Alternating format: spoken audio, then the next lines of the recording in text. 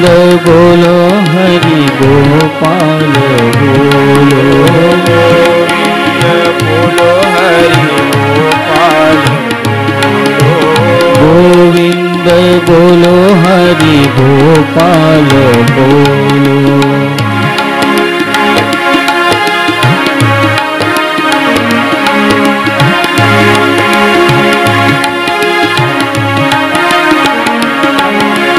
गोविंद बोलो गोपाल बोलो, गोविंद बोलो गोपाल बोलो, गोविंद बोलो गोपाल बोलो, गोविंद बोलो गोपाल बोलो, गोविंद बोलो गोपाल बोलो, गोविंद बोलो गोपाल बोलो,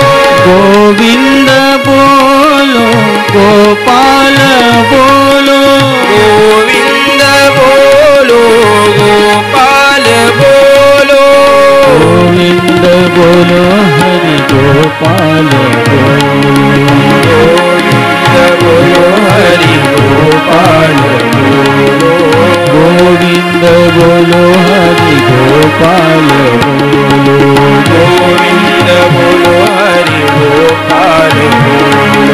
गोविंद बोलो हरि गोपाल बोलो, गोविंद बोलो हरि गोपाल गोविंद बोलो हरि गोपाल बोलो, गोविंद बोलो हरि गोपाल बोलो।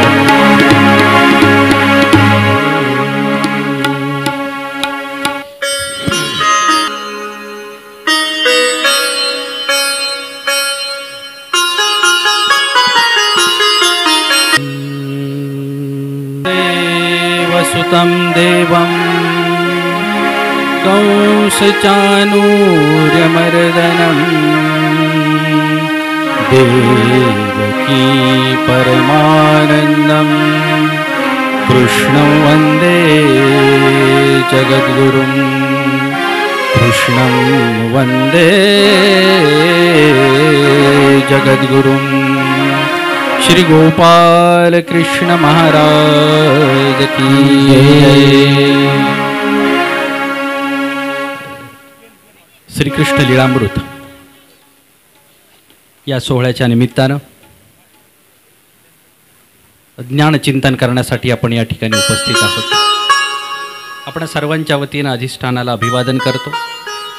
उत्तरापंथाहून आपली साधना संवर्धित करण्यासाठी साधनदाता सर्वज्ञ श्री चक्रधर प्रभूंच्या ज्ञानरूप धर्मसाधनेचं स्मरण करत या ठिकाणी अभिवादन करूयात। आद्य आचार्य श्री नागदेवांपासून आज पावेतो ही ज्ञानसाधना संवर्धित करण्यासाठी ज्या आचार्यांनी खऱ्या अर्थानं या ज्ञानसाधनेला समृद्ध केलेलं आहे। एखादं घर तयार होतं, आपल्याला दारं दिसतात, खिडक्या दिसतात, भिंती दिसतात, सगळं म्हणजे वस्तू जागच्या जागेवर दिसतात, परंतु प्रत्येक गोष्ट तयार होताना एका कणाने तयार झालेली असते। माती एकत्र आली असेल, वीट तयार झाली, सिमेंट आलं, मग भिंत तयार झाली, मग दरवाजा आला, दरवाजाला कडी आली, मग कुलूप आलं आणि कुलपाला चावी आली। घर मोठं आहे, पण घरावर सत्ता एका चावीची आहे। परमेश्वर असाच आहे। हे सगळं निर्माण करण्यापाठीमागं परमेश्वराची समृद्ध अशी ताकद आहे। आपण फार भाग्यवान आहोत की आपल्याला या हिंदू धर्म संस्कृतीचं अधिष्ठान आहे, ज्या पूर्ण परब्रह्म परमेश्वर गोपालकृष्ण महाराजांचा खऱ्या अर्थानं लीळांचं आपण स्मरण करीत आहोत। एकदा जयघोष करू आणि अंतःकरणामध्ये प्रेरणा निर्माण होते। तुम्ही अनुभव घेऊन पहा, ही अनुभूती आपल्याकडे आहे। आपलं लक्ष असो अथवा नसो, श्वासोश्वास सुरूच आहे। तुम्ही ठरवा अथवा ठरवू नका, श्वासोश्वास सुरूच राहणार आहे। जेव्हा चावी बंद होईल तेव्हा तुम्ही किती व्हेंटिलेटर असा, आपला प्रवास थांबलेला असतो। हलणारा तर भाताही आहे, तिथे अग्नी निर्माण होतोय, हवा आतमध्ये येते, हवा बाहेर, पण आता जिवंत आहे का हो? नाही, चैतन्य आपल्या ठिकाणी आहे. हे चैतन्य ईश्वराकडून येतं, लक्षात ठेवा.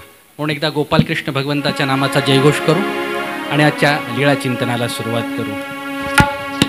श्री गोपाल कृष्ण महाराज की जय. ज्या लीळामृताचा निरूपण या ठिकाणी होत आहे, हे ते दोन शब्द तुम्हाला पाहायला मिळतील, लीळा आणि अमृत. बरीच मंडळी उपदेशी आहे, काही मंडळी अन्यही आहेत, काही मंडळी दूरदर्शिनी आहेत, काही दूरश्रवणी आहेत. तुम्हाला माहीत आहे, दुरून ज्यांना ऐकायला येतं त्याला दूरदर्शी असं म्हणजे दूरश्रवणी असं म्हणतात, आणि दूरचं ज्याला दिसतं त्याला दूरश्रवणी असं म्हणतात. महाभारतामध्ये संजय असा आहे, तो दूरदर्शी होता, आणि महाभारताच्या युद्धभूमीवर ज्याही घटना चाललेल्या होत्या तो इकडे धृतराष्ट्राला सांगत होता, पाहत होता, सांगत होता, आणि तिथलं वार्तांकन करत होता. आता या मोबाईलवरून अनेक मंडळी पाहते आहे, ऐकते आहेत, या अर्थाने ते सगळी दुराश्रवणी आणि दुराचिंतनीय आहेत. दोन शब्द या शीर्षकामध्ये तुम्हाला पाहायला मिळतील, लीळा आणि अमृत. या दोन्हीमध्ये एक वेगवेगळी शब्दांची एक अर्थाची छटा सामावलेली आहे. बऱ्याचदा आपल्याला प्रश्न पडला असेल, लीळा म्हणजे काय? पण हा शब्द बऱ्यापैकी नवीन वाटतो. लक्षात ठेवा, परमेश्वर अवतार जी कृती करतो तिला लीळा असं म्हणतात, आणि त्याच्या पाठीमागे हेतू असतो. परमेश्वर स्वाधीन आहे, आपण पराधीन आहोत. परमेश्वरामध्ये आणि जीवामधला फरक लक्षात ठेवायचा. म्हणून परमेश्वराचा अवतार होतो आणि आपला जन्म होतो. आपण पराधीन आहोत. माझी किती इच्छा असती तरी माझा मोडमध्ये जन्म झाला नसता, कारण आपण पराधीन आहोत. अण्णांची किती इच्छा असते अंबानीच्या कुटुंबात जन्म व्हावा, नसताच झाला. त्यांच्यासाठी हेच अंबानी कुटुंब आहे. लक्षात घ्या, आपण पराधीन आहोत, पण परमेश्वर स्वाधीन आहे. जिथं ठरवलं तिथं उतरू शकतो, आपल्याला असं उतरता येत नाही. आणि म्हणून आपल्याला परमेश्वराच्या ज्या काही कृती असतात त्याला लीळा असं म्हणतात. शास्त्रामध्ये व्याख्या आहे, जडेसी चेतनेसी सहेतुका तिया लीळा. चेतन लोकांशी आपण जे बोलतो, जी कृती करतो, त्याला त्या भगवंताच्या क्रियेला लीळा असं म्हणतात. आणि जड वस्तूच्या ज्या खेळ क्रीडा होतात त्याला चेष्टा असं म्हणतात. आपण चेष्टा शब्द वेगळ्या वेगळ्या अर्थानं वापरतो, पारमार्थिक अर्थ फार वेगळा आहे. म्हणून परमेश्वराचे दोन गोष्टी आहेत, लीळा आणि चेष्टा. पण परमेश्वराच्या या लीळा आपल्यासाठी अमृतमय आहेत, कारण त्याच्यामध्ये ताकद आहे, संजीवन आहे. फक्त कृष्णानं पाहिलं. एक फार सुंदर लीळा श्रीकृष्ण भगवंताच्या संदर्भात,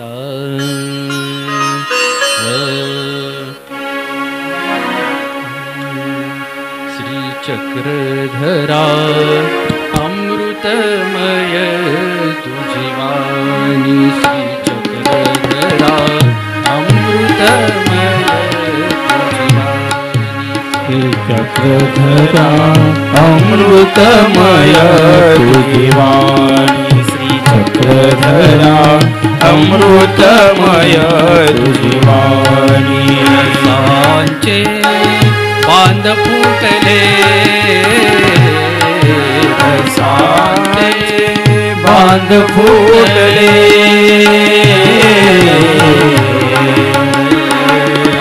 रसांचे बांध फुटले, गाता गाणी तुझी अमृतमय तुझी वाणी, श्रीचक्रधरा अमृतमय तुझी वाणी, श्रीचक्रधरा अमृतमय तुझी वाणी. परमेश्वराची वाणी आहे, त्याच्यामध्ये अमृत आहे.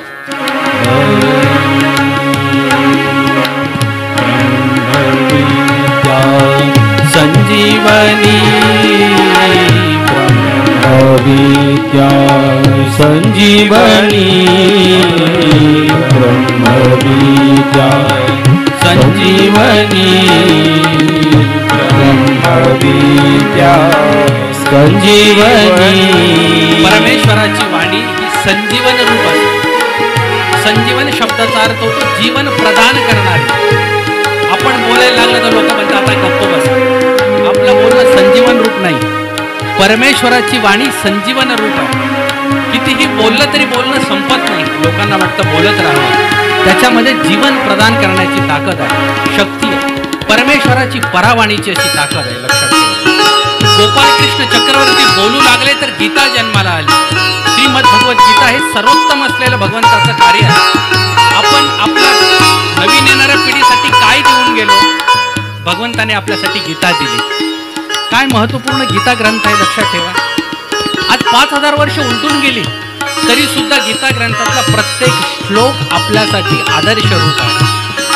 कधी विचार केला तुम्ही? त्याच्यामध्ये प्रत्येकाचं नाव आहे. या देशाचे महामहिम पंतप्रधान, त्यांचे नाव गीतेमध्ये तुम्हाला माहिती असेल. गीतेचे अभ्यासक बरीच मंडळी पारायण करते आपल्याकडे. काही एका श्लोकात नाव आलेलं आहे. अर्थात तो तिथला अर्थ वेगळा आहे, फक्त मी तुम्हाला आठवण करून देतो.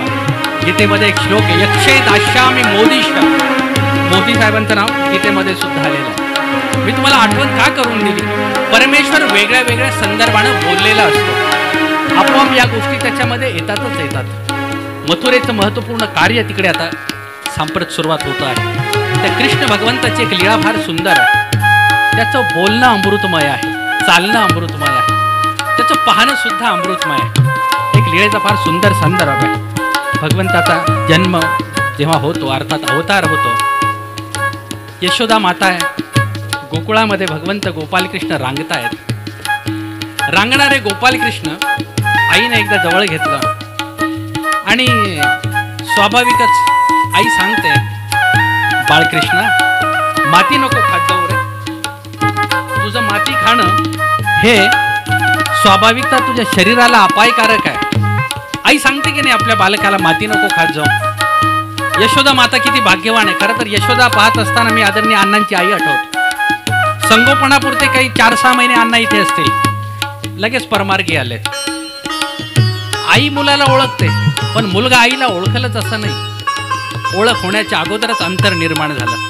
गोपालकृष्ण आणि देवकीमध्ये सुद्धा अंतर निर्माण झालं, लक्षात ठेवा. जन्म झाला मथुरेमध्ये आणि वाढवृत्ती झाली गोकुळामध्ये. जिथं गेले की नाही तिथे गोकुळ निर्माण केलं. विचार केला तुम्ही कधी? अण्णा इथून बाहेर आले, गोकुळ तिथं निर्माण झालं. कधी स्वप्नही पाहिलं नाही, पण लोणखेड्यामध्ये एवढं मोठं गोकुळ विस्तारलं. पंथातले प्रत्येक अधिकरण आपल्याला लोणखेड्यामध्ये दिसतात की नाही? गोकुळ निर्माण करण्याची क्षमता कृष्णामध्ये आहे, कृष्ण नामामध्ये आहे. गोपालकृष्ण महाराज रांगण्याचं काम सुरू होतं. रांगता रांगता आईने सांगितलं, कृष्णा तोंडामध्ये माती नको घालत जाऊ. माती आवडते कृष्णाला. सहजच रांगत रांगत चाललेल्या पायामध्ये वाळा आहे, आवाज येतो. छन छन छन चालण्याचा आवाज आहे. रांगणं सुरू आहे आणि पटकन कुणी आपल्याकडे बघत नाही असं पाहिलं भगवंतानी, माती उचलली, पटकन तोंडात टाकली. कुणाचं लक्ष नव्हतं, पण पाठीमागे बलरामाचं लक्ष होतं, मोठ्या भावाचं लक्ष होतं. आणि पटकन आईकडे तक्रार केली, आई अगं बघ ना, कृष्णाने माती खाल्ली. माती खाणं मराठीतला एक वाक्प्रचार आहे, माहिती आहे तुम्हाला? माहिती आहे तुम्हाला? आता काय थोडी भाषेची अडचण आहे. आमच्याकडची म्हणजे पश्चिम महाराष्ट्रातली भाषा थोडी वेगळी पडते, तुमच्याकडच्या भाषेचा संदर्भ थोडा वेगळा आहे. काही चुकीचं काम केलं ना की असं म्हणतात याने माती खाल्ली. चूक केल्यानंतर म्हणतोच माणूस. कृष्ण भगवंताने लोकांनी समजण्यासाठी चुकीचं काम केलंय, माती तर खाल्ली. आईनं आता पाहिलं, जवळ बोलावलं, चोरी पकडली गेली. मी कृष्ण भगवंताच्या लीळेचं जेव्हा जेव्हा चिंतन करतो, लक्षात येतं काय मोठी ताकद आहे, काय मोठं सामर्थ्य आहे. आईनं जवळ घेतलं, आता लक्षात आलं आई मारणार. कृष्ण भगवंताने अगोदरच रडायला सुरुवात केली. एकमेव कृष्ण असा अवतार आहे. तुम्ही इतिहास पहा, प्राचीन कुठलाही ग्रंथ पहा, जन्माला आल्यानंतर माणूस रडतो. कुठलाही जीव असेल जन्माला आल्यानंतर रडतो. एकमेव कृष्ण भगवंत असा अवतार आहे, जन्माला आल्यानंतर स्मित हास्य करत जन्माला आले. माहिती होतं जगाच्या पाठीवर पहिल्यांदाच एवढं दुःख भरलेलं आहे, कारुण्य भरलेलं आहे. इथं हसणारी माणसंच कमी आहेत, आहे की नाही कमी? आज तुम्हाला माहिती आहे शहरामध्ये तर हास्याचे क्लब असतात. पैसे देतात माणसं, पैसे मोजतात. कशासाठी? हसण्यासाठी. कारण काहीच नाही. हा हसला, तो हसला, तोला पाहून तिसरा हसला, तो का हसतो म्हणून चौथा हसला. विनाकारण हसणारी माणसं, पैसे देऊन माणसं हसतात. भगवंत हसतो जनाची अश्रू पुसण्यासाठी. देवकी मातेच्या डोळ्यातले अश्रू पुसण्यासाठी कृष्ण भगवंतानं स्मित केलं. आणि गोकुळामध्ये येऊन पोहोचले. तोंडामध्ये माती होती. आईने पकडलं.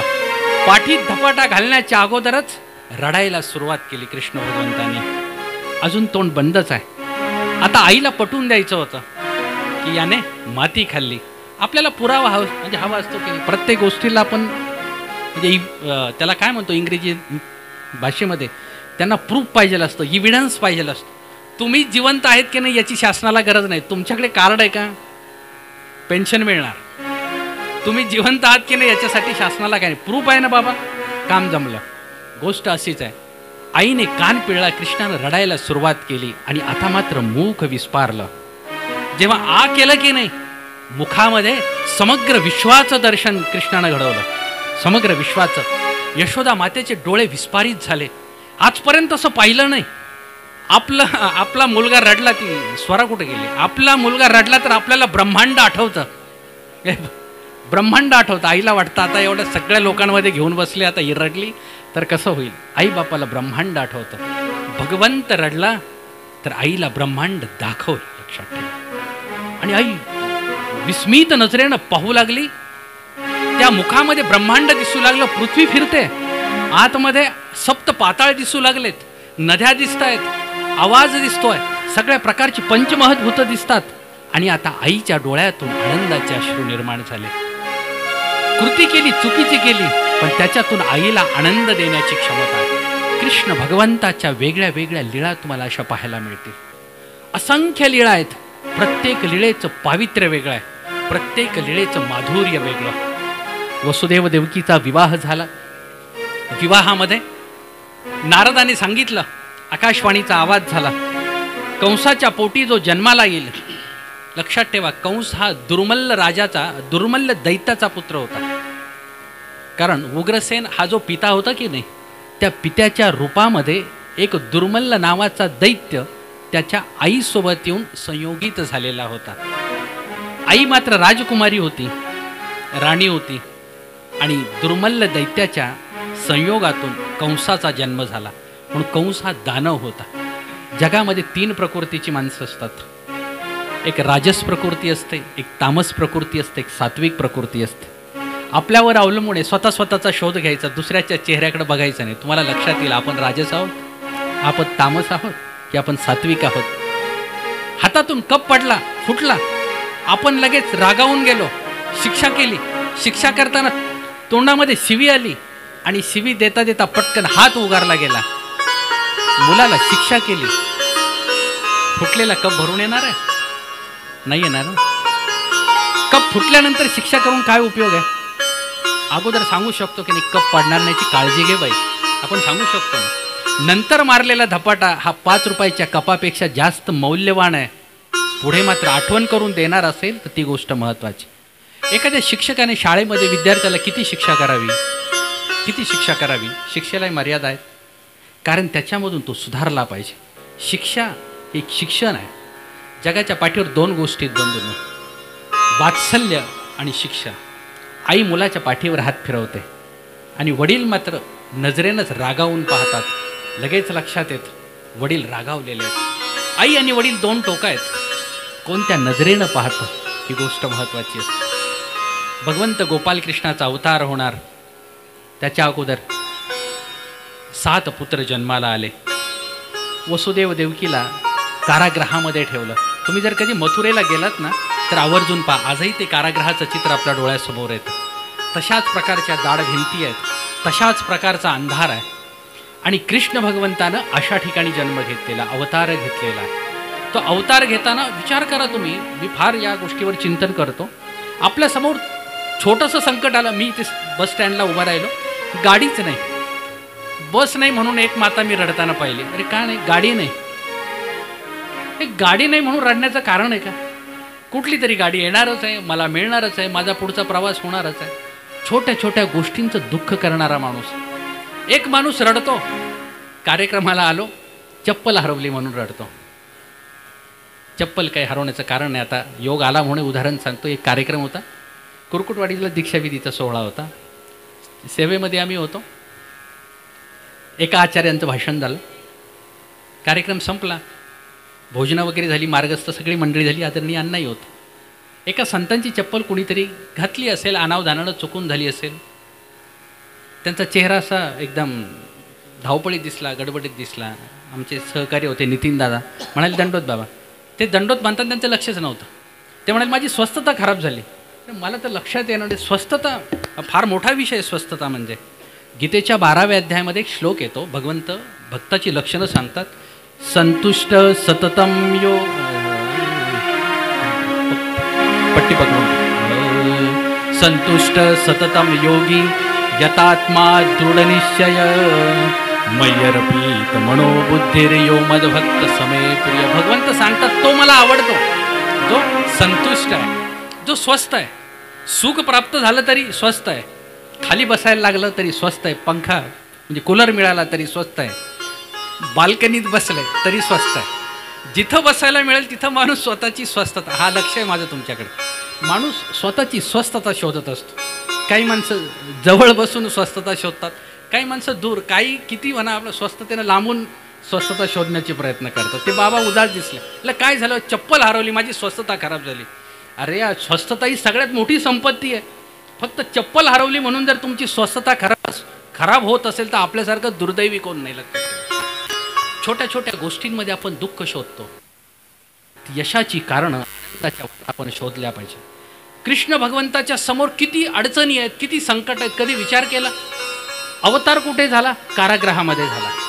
बरं, ज्यांच्या भरवशावर अवतार घ्यावा ते माता पिता साखळ दंडाने बांधलेले आहेत. बाहेर डोळ्यात तेल घालून पहारेकरी उभे आहेत, जागरण करतायत. आतून बाहेर पडू नये म्हणून कारागृहाला मोठं टाळं लावलेलं आहे. बाहेर निघता येऊ नये. चुकून जर बाहेर निघालो तर मारण्यासाठी राक्षस उभे आहेत. इतका संकटात तर कोणीच जन्म घेणार नाही. आपल्यासमोर जर असं संकट असतं तर आपण काय म्हटलं ते जन्मच नको बाबा. इतक्या अवघड परिस्थितीमध्ये साधी गोष्ट आहे. आई थोडीशी आजारी असली, आपली मुलगी पण थोडी वेदना सुरू झाल्या की नाही, आपण एकदम कासावीस होऊन जातो. कुणाला फोन करू? बाबा या स्थानाला विडा, तिकडे फलटणला स्नान घाला, इकडे मंदिरात स्नान घाला. आपण हतबल होऊन जातो. श्रीकृष्ण भगवंत स्वस्थ आहे, अवतार होतो आहे. आणि रात्रीच्या प्रहरामध्ये अवताराचा वेळ काय निवडला? अवतरण्याचा वेळ श्रावण मास आहे. तुम्ही मराठी महिन्यातले सर्व महिने मोजा. श्रावण हा मध्यावरचा मास आहे. ज्या तिथीला अवतार धारण केला पृथ्वीवरती ती सुद्धा अष्टमी तिथी आहे. 7 दिवस उलटून गेलेत, 7 दिवस होणं बाकी आहे. मधली अष्टमी तिथी आहे. वेळही अशी निवडली. जगाच्या पाठीवर प्रकाश निर्माण करणारा तो आहे, अंधार निर्माण करणारा आहे. अंधारीत जर जन्म घ्यायचा असेल तर दिवसासुद्धा अंधार करू शकला असता, पण नाही, रात्री 12ची वेळ निवडली. कधी चिंतन कराय छोट्याशा गोष्टीचं. परमेश्वर अवतार जेव्हा एखादी कृती करतो ना, त्याच्या पाठीमागचा विचाराची धारा किती महत्वाची. महिना निवडला तो मध्यावरचा, तिथी निवडली ती मध्यावरची, वेळ निवडली ती पण मध्यावरची. अशा प्रकारे आणि दाखवून दिलं तुम्हाला जीवनामध्ये समतोल साधता आला पाहिजे. आपण मराठीमध्ये त्याला बॅलन्स म्हणतो, मराठीतच बॅलन्स म्हणतो. इंग्रजी इतके सोपे शब्द आपल्या लक्षात राहतात. आता बॅलन्स म्हणजे समतोल. समतोल हरवलेला माणूस आपल्याला आवडत नाही. चालताना पण तुम्ही विचार करा, तुमचा बॅलन्स गेला, आपण काय म्हणतो? याचा समतोल नाही. बोलताना चुकला, आपण म्हणतो बाबा त्यांच्या बोलण्यामध्ये आता तोल राहिलेला नाही, तोल ढळला. मानसिक संतुलन बिघडलेलं आहे, त्यांच्या बोलण्यावर संयमन राहिलेला नाही. भगवंतानं अवतार धारण करताना समतोलाचा आदर्श आपल्याला दिला. कारागारी अंधकारी कृष्ण जन्म झाला.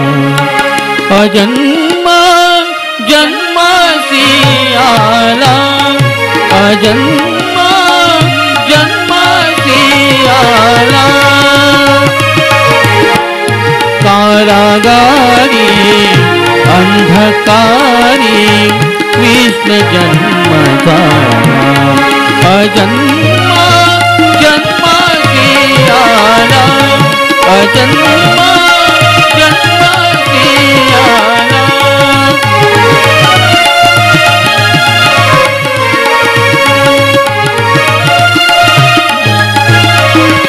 भगवंत असा आहे, तो अजन्म आहे. तुमचा आमचा आमचा जन्म होतो, तुमचा आमचा जन्म होतो, भगवंताचा अवतार होतो. त्याचं नावच आहे, त्याला अजन्मा असं म्हणतात. जन्म मृत्यू ज्याच्या अधीन आहे तो भगवंत आहे. जन्म आणि मृत्यू जिथे पराधीन आहे त्याला जीव असं म्हणतात. आज जीव जीवाची भक्ती करतो, जीव देवतेची भक्ती करतो.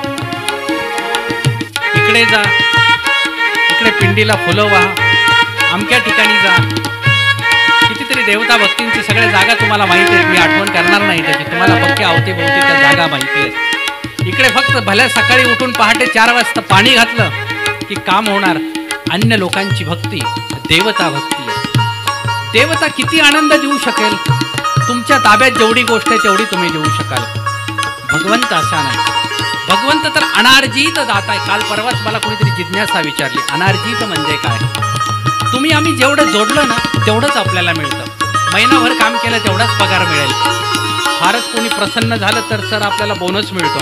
शासकीय गव्हर्नमेंट नोकरीमध्ये त्यांना माहिती आहे बोनस मिळतो. परमेश्वर प्रसन्न झाला तर अनार्जित दाता आहे. जे आपल्या भाग्यात नाही ते सुद्धा देण्याची ताकद आहे. परमेश्वराची व्याख्या अशी होते, कर्तुम अकर्तुम अन्यथा कर्तुम समर्थ परमेश्वर. कर्तुम म्हणजे जे करण्यासारखं आहे. आपण सगळे तेच करतो. आपल्यालाही मुलं बाळं होतात. भगवंत गोपालकृष्णाने 16 सहस्र स्त्रिया, काय आश्चर्य आहे, 16 सहस्र स्त्रिया आणि प्रत्येकीला माहित आहे 10-10 मुलं होती आणि 1-1 मुलगी होती. किती मोठा परिवार आहे. एवढ्या मुलांची नावं कधी लक्षात ठेवायची? एवढा मोठा भगवंताचा परिवार, पण तरी सुद्धा त्याच्या पलीकडे येतो. उपभोग तर मायापुराला आहे, परमेश्वर त्याच्या अतीत आहे. लक्षात ठेवा. म्हणून काव्यामध्ये असा एक संदर्भ येतो, भगवंत विविध क्रिया उपभोगून सुद्धा ब्रह्मचारी आहे. त्याचं हेच कारण आहे, कारण तो सर्वात्मक आहे आणि सर्वातीत सुद्धा आहे. व्यापक आहे पण तरी अतीत आहे. इथे हवा आहे, फुग्यामध्ये भरलेले फुगे लावले होते, फुग्यामध्ये हवा आहे, तिथे पण हवा, इथे पण हवा आहे. इथली हवा तुम्हाला दाखवता येणार नाही, फुग्यातली हवा मात्र तुम्हाला आकार वाढताना दिसते. हवा दोन्हीकडे आहे, फक्त आता दाखवण्याची जागा बदलली. कृष्ण भगवंत अवतार झाला, समतोलामध्ये प्रगटले. आणि अगोदरच नियोजन तुम्हाला माहिती असेल, जन्मताच 12 वर्षाची मूर्ती प्रगट झाली आणि चतुर्भुज रूपामध्ये प्रगट झाली. आज सगळ्या समाजाला जो भ्रम निर्माण झाला ना, कृष्ण भगवंत हा परमेश्वराचा अवतार आहे. लोक मात्र काय समजतात, तो विष्णूचा अवतार आहे. चूक कशी झाली मला तुम्हाला महत्त्वाचा मुद्दा सांगायचा आहे. कृष्ण भगवंत अवतार धारण केला चतुर्भुज रूपामध्ये. विष्णू देवता अवतार धारण करणार होते. परमेश्वराची इच्छा झाली. तुमच्याकडे आहे की नाही मला माहीत नाही, आमच्याकडे काही बहुरूपी लोक येतात. सकाळी सकाळी पोलिसाचा ड्रेस घालतात आणि काहीतरी मागण्यासाठी येतात. त्यांची बोलण्याची भाषा वेगळी असते. ताई चला लवकर लग्नाला जायचंय, हळदीचा कार्यक्रम आहे, घाई करा. मुलं घ्या काखेला म्हणणार नाही, ते कोकरं घ्या काखेला. तुम्ही त्यांची भाषा कधी ऐकली असेल, तुमच्याकडे ऐकली माहीत नाही, आमच्या पश्चिम महाराष्ट्रामध्ये आहे. पहा वेद असा आहे, वेदाने पक्षी येतात, प्राणी येतात. पुढे येणार आहे श्रीकृष्ण भगवंताचा वेद आपण संध्याकाळी ऐकणार आहोत. कृष्ण भगवंत जेव्हा अवतार धारण करतात 7 मुलं मारली गेलीत आणि आता श्रीकृष्ण भगवंत 8वा. कधी विचार केला 8वाच का हो? 7वा चालला नसता का? बरं 7 चालले तर 9वा चालला नसता का? 8वा शब्दामध्ये सुद्धा अर्थ आहे, परमेश्वराला आठवलं पाहिजे. लक्षात ठेवा, जर आठवलं नाही, विसर जर पडला तर भगवंत आणि भगवंताच्या स्मरणाचा एकदा का विसर पडला, विस्मरण तर आपल्याला प्रत्येक गोष्टीचं होतं. इथं असताना तुमचं लक्ष आहे की नाही? बरोबर बापू 4 वाजलेत, 4:30ची हळद आहे, निघायला पाहिजे. तुमच्या डोक्यातलं गणित पक्क आहे, आठवत आहे तुम्हाला सारखंच आहे. लक्षात घ्या, काय आठवायचं आणि काय विसरायचं आपल्याला समजलं पाहिजे. कृष्ण भगवंत हा 8वा अवतार आहे. गोकुळामध्ये जेव्हा जायचं आहे, एका संतांचा एका भागवतामध्ये मी संदर्भ ऐकला. म्हणाले श्रीकृष्ण भगवंताला गोकुळामध्ये घेऊन जायचं आहे. वसुदेवाला घेऊन जाताना तिथे एवढा मोठा कारागृह आहे, त्या कारागृहामध्ये सूप आलं कुठून, तिथे टोपली आली कुठून, टोपलीमध्ये टाकण्यासाठी वस्त्र आलं कुठून, परत ते वस्त्र झाकून घेऊन गोपालकृष्णाला घेऊन गेले कसे. म्हटलं बाबा हे प्रश्न फक्त तुम्हाला पडतात, आम्हाला पडत नाहीत. कारण कृष्ण भगवंताच्या श्रीचरणावर आमची निष्ठा आहे. सर्वज्ञ श्री चक्रधर प्रभूंनी लीळाचरित्रात सांगितलंय होय. श्रीकृष्ण जन्माष्टमी कुठे साजरी केली स्वामींनी आठवतंय? वा वा, आमची किती महिला हुशार, टाळ्यांच्या गजरामध्ये स्वागत त्यांचं. मेहकर नावाचं ठिकाण आहे. श्रीकृष्ण भगवंताची अष्टमीची तिथी आमच्या भगवंताने सर्वज्ञांनी मेहकरला साजरी केली. आम्हाला ते ठिकाण आठवलं पाहिजे. आणि मग श्रीकृष्ण भगवंताचा प्रवास सुरू झाला. यमुना नदीला प्रचंड महापूर आलेला आणि शेषशय्याने पाठीमागून श्रीकृष्ण भगवंताच्या अंगावर पाण्याचे शिंतोडे पडू नयेत म्हणून पाठीमागून फणा धरलेला श्रीकृष्ण भगवंताचा नदीतून प्रवास सुरू आहे. पाणी पण ती जलदेवता आहे. पाणी लक्षात ठेवा. तुम्ही ब्रह्मविद्याशास्त्राचा अभ्यास करा. पाण्याला जलदेवता मानतात, स्वाभाविक आहे. ती जलदेवता उत्सुक आहे. महापुराला प्रचंड मोठ्या लाटा निर्माण होत आहेत. त्या लाटांना भगवंताच्या श्रीचरणाचा स्पर्श करायचा. प्रत्येकाला आपला स्वार्थ असतो, देवतेला नसतो का? आहे ना, तिला माहीत आहे मला चरणाचा स्पर्श घेण्यासाठी ती असुसलेली आहे. प्रचंड मोठ्या लाटा, छातीपर्यंत पाणी आलं, गळ्यापर्यंत आलं. आता डोक्यावर असलेल्या पाटीच्या बाजूला जेव्हा पाणी लागायला लागलं, वसुदेवाची मूर्ती नाकातोंडामध्ये पाणी जाऊ लागलं. श्रीकृष्ण भगवंताच्या लीळा, श्रीचरण बाहेर काढलं आणि यमुना नदीला स्पर्श झाला. झरझर झरझर पाणी ओसरू लागलं आणि मधून रस्ता दिला. भगवंताने त्या वसुदेवाला घेऊन जाण्यासाठी रस्ता मिळाला. मी तुम्हाला लीळेचे संदर्भ बंधूंनो यासाठी सांगतो. संकटाच्या वेढ्यामध्ये तुम्ही कितीही असा, रस्ता मिळतो, पण तोपर्यंत तुम्हाला संयम बाळगावा लागतो. संयम ही सगळ्यात मोठी ताकद आहे. मला वाटतं सकाळच्या सूत्रसंचलनामध्ये विवेकशास्त्रींनी संयमाचा उल्लेख केला. लाईट गेली त्यावेळेला. तुमचं किती लक्ष होतं मला माहीत नाही. प्रत्येक शब्दावर लक्ष असेल तर तुमच्या लक्षात या गोष्टी राहतील. संयम नसलेली माणसं, खरं म्हणजे तुमच्या भागात येताना मी फार विचार करतो. धर्मराज आम्हाला नेहमी गोष्ट सांगतात, गुजरभाई यांनी काय तुमच्या अनुभवाचे बोले, हे मी म्हणत नाही. आपल्याला घाई असते, माणूस अधीर असतो, पण अधीरता आपल्याला अडचणीत आणते. लक्षात ठेवा. स्वस्थतेनं सगळ्या गोष्टी होणार आहेत. आदरणीय अण्णा येणार आहेत, ठरवल्या वेळेप्रमाणे लाईट जाणार आहे, योग्य वेळेत ती येणार आहे, निरूपण ऐकायला मिळणार आहे. पण आपलं संयम आपण गमावलेला असतो. आणि संयम गमावलेला माणूस आणि शेगडीवर ठेवलेला कुकर, दोघांची अवस्था सारखीच असते. कुकर तुम्ही पाहिला असेल, कुकर तर फिट केला जातो, शेगडी तर सुरू आहे, गॅस तर सुरू आहे. जसजशी उष्णता वाढत जाते ना, पहिला परिणाम शिटीवर होतो आणि शिट्टी वाजायला लागते. बऱ्याचदा शिट्ट्या वाजतात. माईकची पण शिट्टी वाजते कधी कधी, आमच्या दादांची शिट्ट्या वाजतात माणसांच्या. उष्णता वाढायला लागली, कुकरची शिट्टी वाजते, वाफ बाहेर यायला लागते. बऱ्याचदा आपल्याला राग येतो, अपशब्द तोंडातून बाहेर येतो. म्हणजे काय? थोडा वेळ मौन बाळगण्याचं काम करा. तुमच्यापेक्षा राग आम्हालाही जास्त येतो, परंतु आम्ही फोकस लगेच बदलून घेतो. इकडे बघून राग आला ना की मी लगेच अण्णांच्याकडे बघतो. रागाकडे पाठ करता आली पाहिजे. मी तुम्हाला प्रपंचही का सांगतोय, तुमच्या प्रपंचामध्ये सुद्धा परमार्थ तुम्हाला तो रुजवता येतो. एवढ्या अडचणीमध्ये भगवंताने अवतार घेतला तरी स्मित आहे. कुठेच भगवंत रडलेला तुम्हाला दिसणार नाही. आईने पाठीमाग धपाटा घातला तेव्हा रडले, पण ते रडणं सुद्धा काय नाटक आहे. लक्षात ठेवा. कृष्ण भगवंताचं रडणं काय नाटक आहे. कृष्ण भगवंताला रडायला अवसरच नाही. जीवामध्ये परमेश्वरामध्ये फार भेद सुंदर आहे. गीतेच्या एका संदर्भामध्ये सी नमाम कर्माणि लिंपंती नमे कर्मफले स्पृहा इति माम यो विजानाति कर्मभिर्न सबद्धते. भगवंत अर्जुनाला सांगतात, अर्जुना लक्षात ठेव, तू कर्म करतो, मी कर्म करतो. तू रथात बसून आता धनुष्याला बाण लावणार आहे, समोर बसून मी तर काय करणार आहे? सारथ्य करणार आहे. कृष्ण भगवंतांनी सारथ्य केलेलं आहे. तुम्ही एखादा गाडीचा चालक असेल, तुम्ही त्याला ड्रायव्हर म्हणा, राग येतो त्याला. मला ड्रायव्हर म्हटलं, अरे कधी विचार केला श्रीकृष्ण भगवंत चालक झालाय, मला राग येण्याची काय गरज आहे? तुम्हाला स्वामी विवेकानंदांचा संदर्भ माहिती असेल. एकदा स्वामी विवेकानंदांची आई होती, कालिका मातेचे भक्त होते. स्वामी विवेकानंद लहान होते आणि शाळेतून घरी येत असताना घरामध्ये आले. वडील बसलेले, वडील फार मोठे वकील होते. सगळी दिग्गज मंडळी बसलेली. स्वामी विवेकानंद आले समोर. आल्यानंतर सगळ्यांना नमस्कार केला. आपल्याकडे कुतूहल असतं. आपण कुणी आलं की नाही, बाबा विचारतात काय होणार, तुला काय व्हायचं, पुढे काय होणार, ताई तुम्ही काय करणार. आपल्या डोक्यात असतं बाबा भेटली की आता बाबा म्हणणार दीक्षाच घ्या. आपल्या डोक्यातली गणितं पक्की असतात.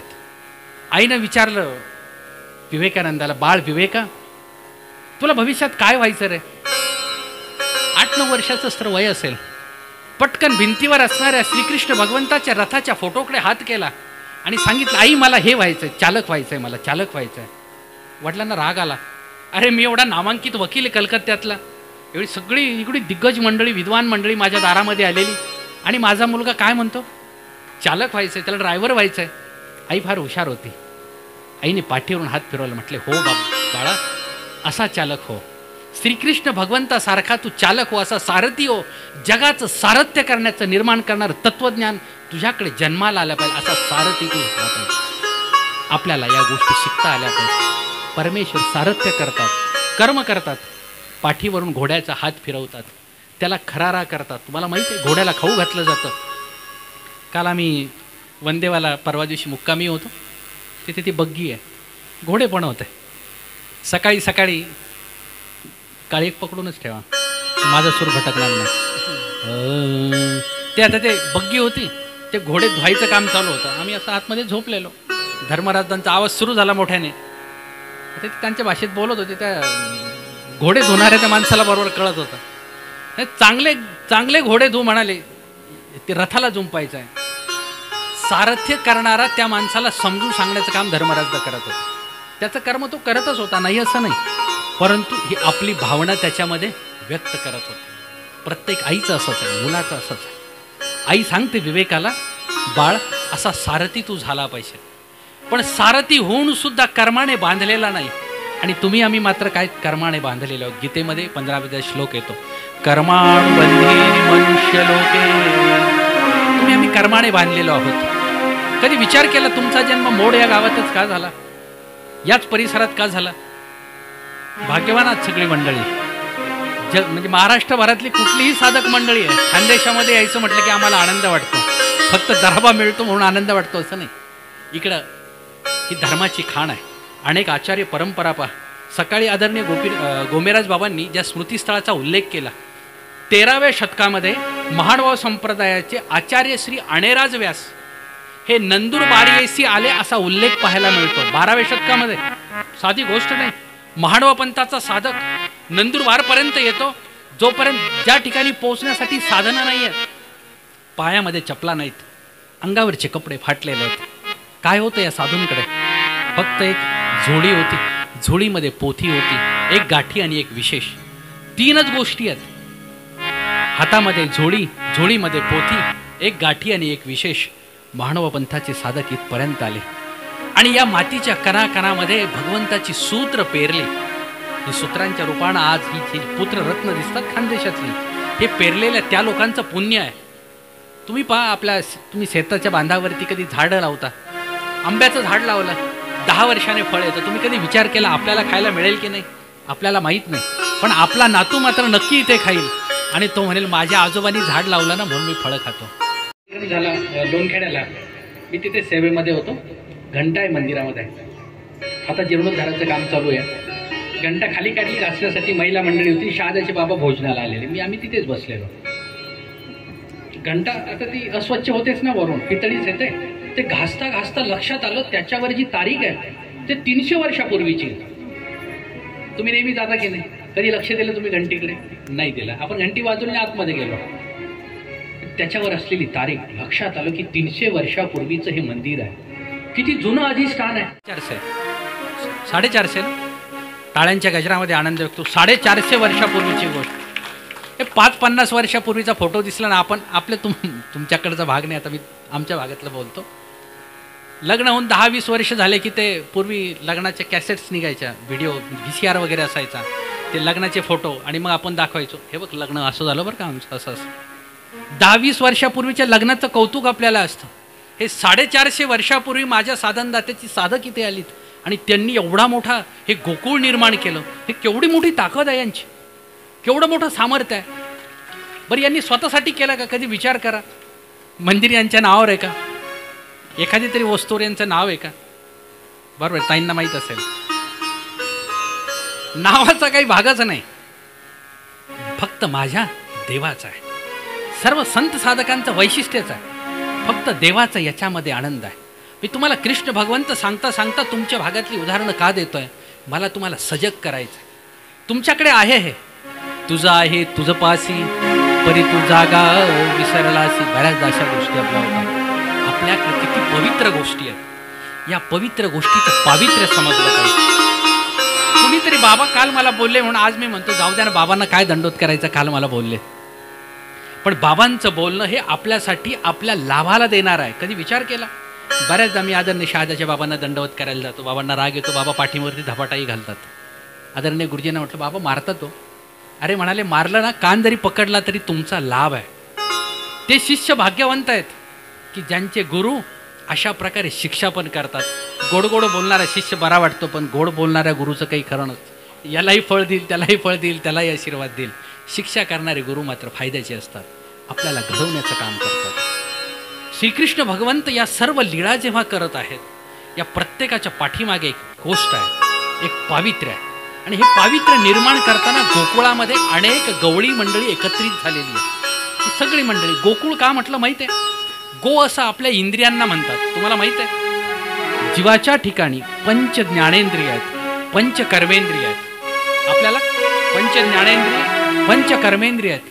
शरीरामध्ये 10 वायू आहेत. किती झाले? 20. एवढ्या सगळ्या गोष्टी आणि शिवाय 4 चातुष्टय, मन बुद्धी चित्त आणि अहंकार. एवढी मोठी सामग्री आपल्या प्रत्येकाकडे आहे. मग एवढी मोठी जर सामग्री, तर सामग्रीचा उपयोग कसा करायचा? आपले इंद्रिय आपले सेवक आहेत आणि आपण त्याचे कोण आहोत? मालक आहोत. दुर्दैव काय होतं माहिती आहे? आपले इंद्रिय आपले मालक बनतात आणि आपण नोकर बनतो. आणि मग आपली फरफट सुरू होते की नाही? फोडणीचा वास आला, खमंग खिचडीच्या फोडणीचा वास आला की आपले संवेदना जागृत होते. सिजेपर्यंत दम असतो, पण निवेपर्यंत दम असत नाही. पटकन आपल्याला घाई झालेली असते. आपण इंद्रियांच्या अधीन असतो. या इंद्रियांना गो असं म्हणतात. या सर्व इंद्रियांचा मालक म्हणजे जीव आहे. गोकुळ आपल्यामध्ये सुद्धा आहे, बाहेरच आहे असं नाही. गोकुळ इथे पण आहे. तुम्ही जर तुमच्या इंद्रियांचे मालक असाल, कृष्ण म्हणजे विवेक आहे. कृष्ण म्हणजे विवेक आहे. हा जर तुमच्याकडे असेल तर आपलं शरीर सुद्धा गोकुळासारखं आहे. पण आपल्या शरीरावर जर आपलं संयमन नसेल, गोड फार आवडतं. डॉक्टर सांगतात बाबा आता मधुमेहाचा त्रास सुरुवात होईल, आता गोळी खावी लागेल. अन्न विसरून जातात गोळी खायची. मधुमेह झाला, गोळी खावी लागते. अनेक गोष्टीचे शारीरिक आजार निर्माण होतात. साखर कारखान्याचे डायरेक्टर आहेत, साखर खाता येत नाही. मधुमेह झाला, बाई फिक्का चहा करा, साखर चालत नाही.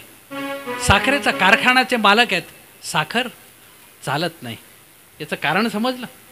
इंद्रिय आपल्या संयमनात राहिलेले नाहीत. संत साधक मात्र कसे आहेत? सकळ इंद्रियां जीत आहेत. कृष्ण भगवंताला इंद्रिय जीत का मानलं जात होतं त्याचं हे कारण आहे. अर्जुनाला एक नाव आहे पा गीतेमध्ये, गुढाकेश असं म्हटलं जायचं. ज्याची निद्रा त्याच्या अधीन आहे. झोप आपल्या हातात राहत नाही. आपण बसल्या बसल्या झोपतो, कधी कधी पेंगतो. तो पेंग आपल्याला प्रवचनात येऊन पोहोचतो. कारण झोप आपल्या अधीन नाही, आपण झोपेच्या अधीन असतो. कृष्ण भगवंत मात्र असे नाहीत. अर्जुन असा भक्त आहे की तो इंद्रिय जीत आहे, निद्रा त्याच्या अधीन आहे. कृष्ण भगवंताच्या अवतीभोवती राहणारी गोकुळातली प्रत्येक व्यक्तीचं निरीक्षण करा तुम्ही. कृष्णाचा जे गोकुळ आहे, गोकुळ आपल्याला गोकुळामध्ये वावरताना रांगणारा जेव्हा भगवंत आपल्याला दिसतो,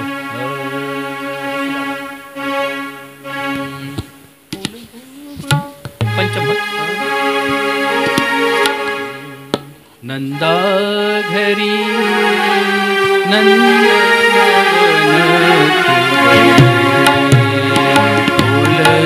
नंदा घरी नंदनवन फुलले.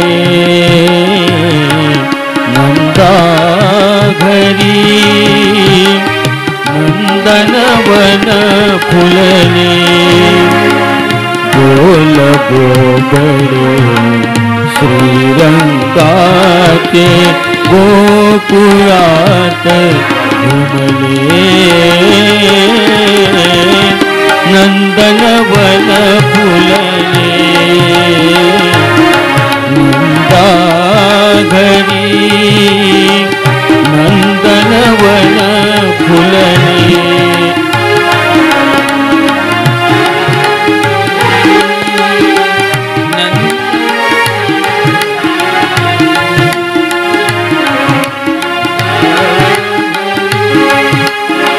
रिंगण घाली श्याम सावळा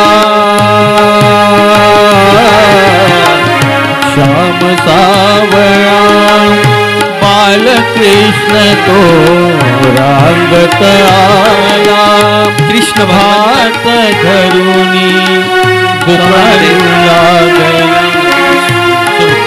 कृष्ण भगवंत गोकुळामध्ये रांगत आहेत.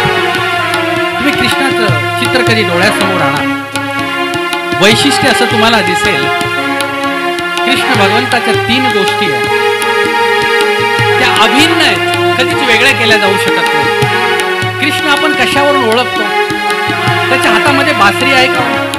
बासरी असेल आपल्या डोक्यात फक्त बासरी म्हटलं की कृष्ण, कृष्ण म्हटलं की आपल्याला अजून एक आठवतं बालकृष्ण असेल तर हातामध्ये बासरी आहे आणि मुकुटावरती मोर पीस आहे. मोठा कृष्ण असेल तर आता डोकावरती सुदर्शन चक्र. 3 गोष्टी आहेत कृष्णाच्या, या जगाच्या पाठीवर कुठल्याच अवताराकडे नाही. तुम्ही बारकाईनं पहा, मोरपीस कुणाच्याच डोक्यावरती नाही, फक्त कृष्ण भगवंताच्या. कुठल्याच अवताराच्या कमरेला तुम्हाला कधी बासरी दिसणार नाही, फक्त कृष्ण भगवंताच्या कमरेला बासरी आहे. आणि कृष्ण भगवंताकडे अजून एक गोष्ट आहे, ते म्हणजे सुदर्शन चक्र. इतके अवतार झाले, इतके देवता अवतार झाले, कुणाकडे सुदर्शन चक्र नाही. 3 गोष्टी अशा आहेत, अभिन्न आहेत. मी फार विचार केला या 3 गोष्टीवर. बासरी आहे, सुदर्शन चक्र आणि मोरपीस. पण तिघांच्या जागा तुम्हाला कळल्यात का? श्रीकृष्ण भगवंत जेव्हा बासरी वाजवतात की नाही, हातामध्ये बासरी आहे. बासरी 2 हाताने पकडलेली आहे. तुम्ही कधी बासरी पाहिली? त्याला 6 छिद्र असतात, आतून आरपार मोकळी येते. तुम्ही बासरीचा कधी विचार करा की तयार करताना विशिष्ट तिथीला ती निर्माण करावी लागते. शेतामध्ये बांबूचं पीक असतं, विशिष्ट तिथीलाच ती तोडावी लागते. ज्या तिथीच्या शेवटी मी हा शब्द असतो, सप्तमी, अष्टमी, नवमी, दशमी, या तिथीला तोडलेल्या बांबूपासून म्हणाले बासरी नाही तयार करता येत. अध्यात्मात उल्लेख असा, जिथे मी आहे की नाही तिथे बासरी नाही, आतून पोकळ आहे. कृष्ण भगवंत त्या बासरीचा वापर करतात जी आतून पूर्ण पोकळ आहे. सर्वज्ञ श्री चक्रधर प्रभू आपल्याला काय सांगतात अस्थिपरीच्या सूत्रामध्ये? विकार विकल्प शून्य. शून्य होता आलं पाहिजे. आपण विचार करतो बाबा मोठे आहेत, पण मी एवढा मोठा ऑफिसर आहे, एवढा मोठा साहेब आहे, मी खाली कसं बसू? आपण सहज विचारतो, कोण आलं भेटायला? डॉक्टर साहेब आले. आपली ओळख काय सांगितली आपण? डॉक्टर नंतर झाला, पण जन्माला आला तेव्हा डॉक्टर होता का हो? नाही, तेव्हा तर जीवच आहे की नाही. आपली ओळख अगोदर जीव आहे, नंतर मग हे नाव देहाला आहे, शरीराला नाव आहे, जीवाला नाव नाही.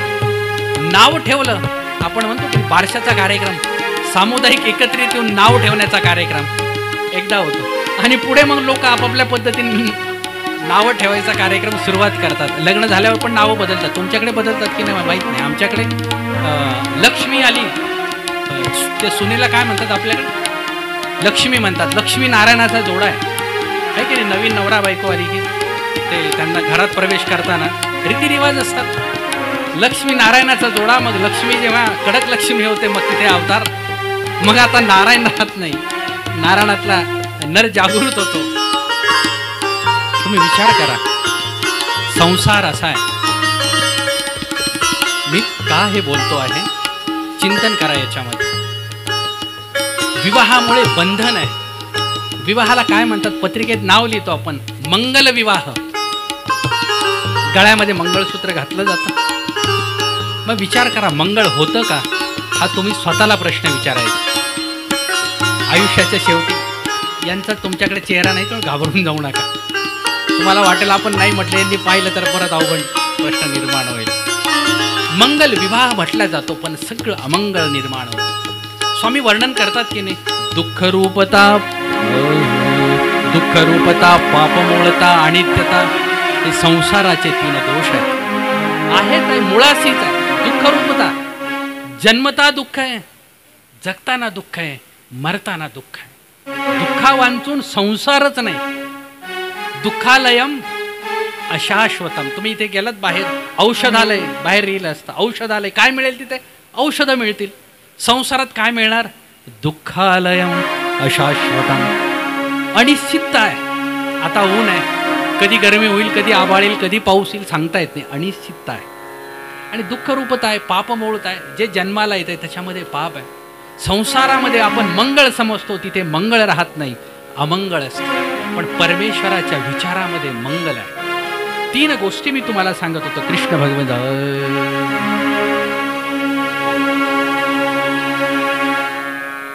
कृष्ण भगवंताच्या हातामध्ये बासरी आहे, इकडे सुदर्शन चक्र आहे आणि मोरपीस आहे. तिघांच्या जागा. बासरी पकडताना 2 हात लावावे लागलेत.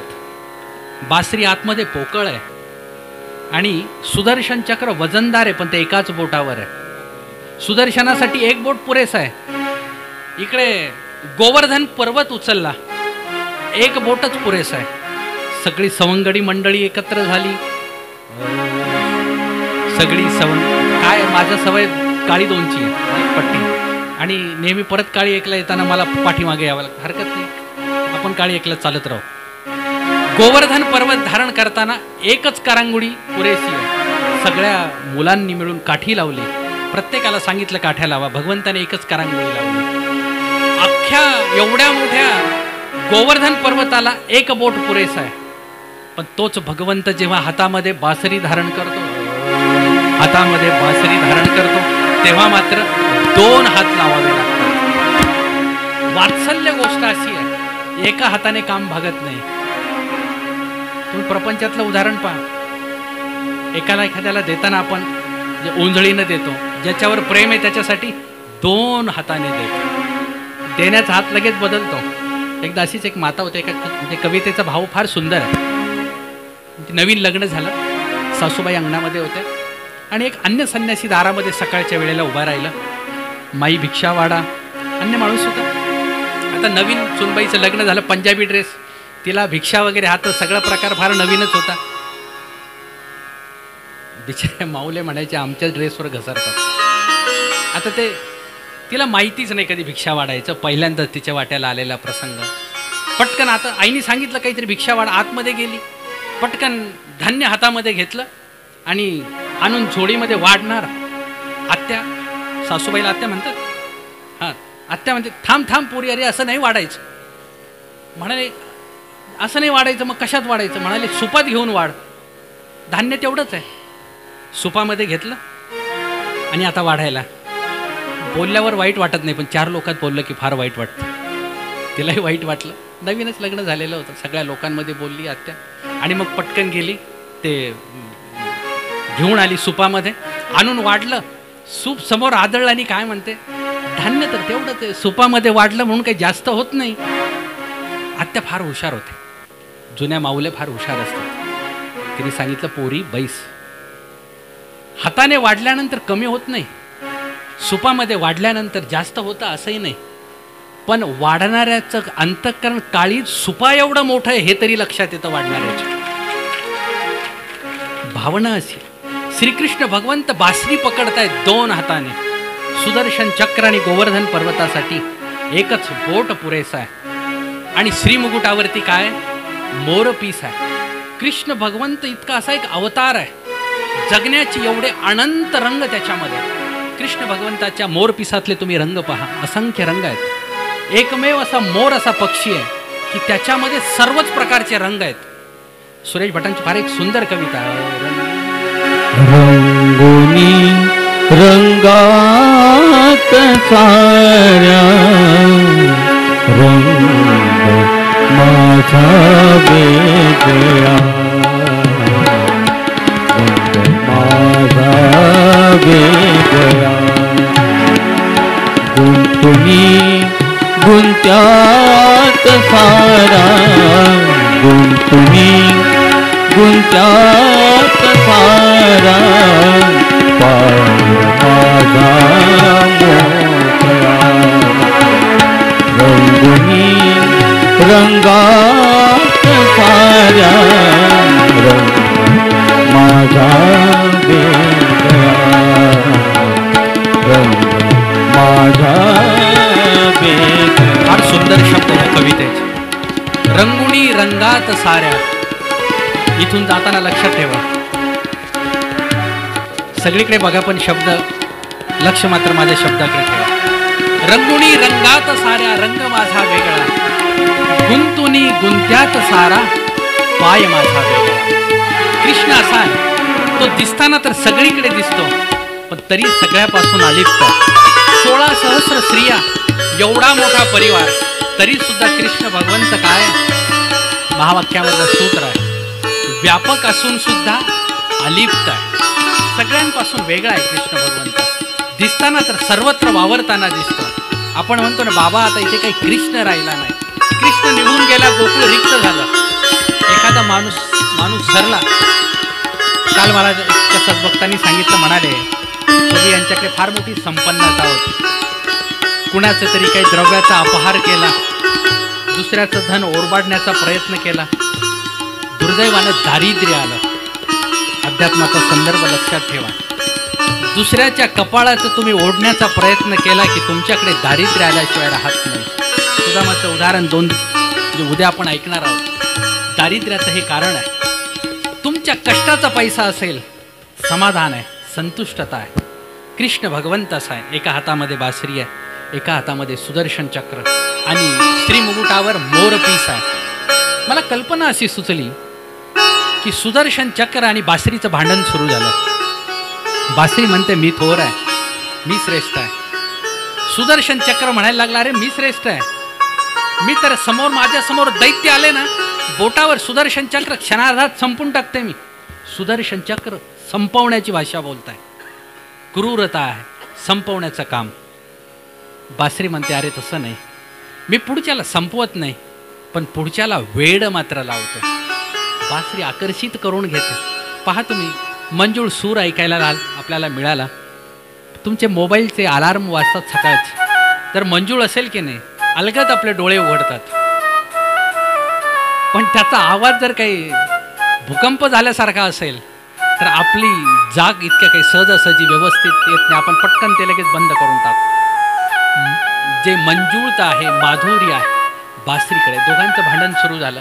बासरी म्हणते मी श्रेष्ठ आहे, सुदर्शन चक्र म्हणतो मी श्रेष्ठ आहे. एक वेड लावतं, बासरी वेड लावते, सुदर्शन चक्र तर काय करतं, वेद घेतं, शिर धडापासून वेगळं करतं. दोघांचं भांडण सुरू झालं. मोरपीस उंचावर बसलेला होता. मोरपिसांनी सांगितलं दोघांना, अरे शांत राहा, मलाही तुमच्याशी बोलायचं. दोघांचं युद्ध सुरू झालं. पाहणारा तिसरा असतो, त्याला ब्रह्मविद्याशास्त्रामध्ये ओथंबा असं म्हणतात. आपल्या भाषेमध्ये क्रिकेटमध्ये कोण असतो, पंच असतो. त्याला काय म्हणतात इंग्रजीमध्ये, क्रिकेटमध्ये अंपायर असतो, त्याला मराठीमध्ये ओथंबा, पंच असं म्हणतात. आपल्या ब्रह्मविद्याशास्त्रातला संदर्भ आहे. ही अधिकरण मंडळींना अशी ओथंबा असतात, पाहत असतात. तुमच्या प्रत्येक गोष्टीकडे त्यांचं लक्ष असतं. देवपूजा करताना तुम्ही देवपूजा वंदन कशी करता, तुम्ही सेवा करताना पाणी दिलं, चहा तर दिला, पण चहात पाण्याचा ग्लास जर आदळून दिला तर लक्षात येतं की नाईलाजानं दिलेलं पाणी आहे. बाबा तर घरात पोहोचले, पण चहा करताना भांड्यांचा आवाज आला की लक्षात येतं की आपण चुकीच्या वेळेला आलेलो आहे. प्रत्येक गोष्ट आपली बोलकी असते. दोघांचं भांडण सुरू झालं. मोरपिसाने सांगितलं, अरे थांबा, तुम्ही दोघे पण महत्त्वाचे आहेत. फक्त गोड बोलून काम भागत नाही, कधीतरी कानही पकडावा लागतो. नेहमीच कान पकडून पण भागत नाही, कधी कधी गोड सुद्धा बोलावं लागतं. विचार करा ना, जगाच्या पाठीवर सुख आहे म्हणून दुःखाला किंमत आहे. जर दुःख नसतं तर सुखाला कोणी विचारलं असतं का? दिवस आहे म्हणून रात्रीची किंमत आहे, रात्र नसते तर दिवसाची किंमत असते का? नाही. दुःख आहे म्हणून सुखाला किंमत आहे, रात्र आहे म्हणून उजेडाला किंमत आहे, प्रकाशाला किंमत आहे. तसं आकर्षितपणा, कारण श्रीकृष्ण शब्दाचा अर्थ होतो आकर्षित करून घेणारा. कृष्ण असा आहे, आकर्षित करतो. फक्त भक्तांनाच आकर्षित करतो असं नाही. श्रीकृष्ण भगवंताचं सूत्र आहे, आराधलिया मुक्ती का विरोध लिया मुक्ती. दोन्ही गोष्टी अशा आहेत. इतर अवतारांचं काय माहिती आहे का? भक्ती केली तर मुक्ती आहे. कृष्ण भगवंताकडे असं नाही. कंसाने सुद्धा कृष्ण भगवंताचं असंख्य वेळेला नाव घेतलं, शत्रू म्हणून नाव घेतलं, पण तरी सुद्धा भगवंताने त्याच्या दुःखरूप कर्मापासून त्याला मुक्त केलं. विचार करा, जर कंसाला मारलं जर नसतं तर कंसाने आयुष्यभर किती पापं केली असती. पूतना त्या दैत्याला, त्या राक्षसिनीला जर मारलं नसतं, तिने किती पापं केली असती, अखंड पापच करत राहिली असती की नाही. परमेश्वर असा आहे, तुम्ही त्याची भक्ती करा तरी तो मुक्त करतो, आणि त्याचा विरोध करण्याचा प्रयत्न केला तरी मुक्ती करतो. असा एकमेव अवतार आहे, तो म्हणजे भगवान श्रीकृष्णाचा अवतार आहे. म्हणून दोन वस्तू भांडतायत, सुदर्शन चक्र आणि बासरी भांडते, पण मोरपीस मात्र सांगतो तुम्ही दोघे पण महत्वाचे आहेत. तुमच्या दोघांमध्ये पण ती ताकद आहे. गोडवा पण आपल्याला पाहिजे, आणि प्रसंगी आपल्याला कानही पकडता आला पाहिजे, शिक्षाही करता आली पाहिजे. गदी माडगुळकरांचा एक फार सुंदर असा काव्याचा एक संदर्भ आहे. कुंभारा सारिखा गुरु नाही रे जगात, वर घालितो धपाटा आत आधाराचा हात. तुम्ही कधी कुंभाराच्या गलीला जर गेलात तर तुमच्या लक्षात येईल, ओल्या मातीचा गोळा त्याच्या हातामध्ये असतो, चाक समोर फिरत असतं, चाकावर मातीचा गोळा ठेवतो, आतमध्ये एक हात आहे आणि वर दुसरा हात आहे ओल्या मातीच्या वरून. आतमधला हात आहे की नाही, तो आधार देण्याचं काम करतो, आणि वरून दुसरा हात काय करतो, आघात करण्याचं काम करतो. विचार करा, एकच हात आहे, फक्त आधार दिला, मडकं नाही तयार होणार. एक हात फक्त आघात करत राहिला तरी मडकं आकाराला येणार नाही. मडकं तयार करायचं तर काय करावं लागेल, दोन्ही हाताची गरज आहे. घरामध्ये पती पत्नी दोघांचं एकमेकावर फार प्रेम आहे, फार प्रेम आहे, पण असं म्हणतात भांडणानं प्रेम वाढतं. मला माहित नाही म्हणून मी विचारतो, वाढतं का कमी होतं? कारण आमचा याच्याशी दूर संबंध नसतो, म्हणून मी तुमच्याकडून खात्री करून घेतो. असं म्हणतात भांडणानं प्रेम वाढतं. कारण राग शब्दाची व्याख्या महाडवा पंथाच्या भाष्यकाराने अशी केली, राग म्हणजे आवडी. राग म्हणजे आवडी. तुम्हाला कधी असं वाटलं का? पण विचार करा, ज्याच्याशी आपला काही संबंध नाही त्याच्यावर आपण रागावतो का? रस्त्याने चाललेला माणूस आहे, तुम्ही रागवाल त्याच्यावर? आणि तो तरी ऐकून घेईल का तुमचं? नाही ऐकून घेणार. पण घरातला माणूस आहे, मग तुम्ही प्रसंगी रागावल्याशिवाय राहत नाही, पण प्रसंगी गोड सुद्धा बोलल्याशिवाय राहत नाही.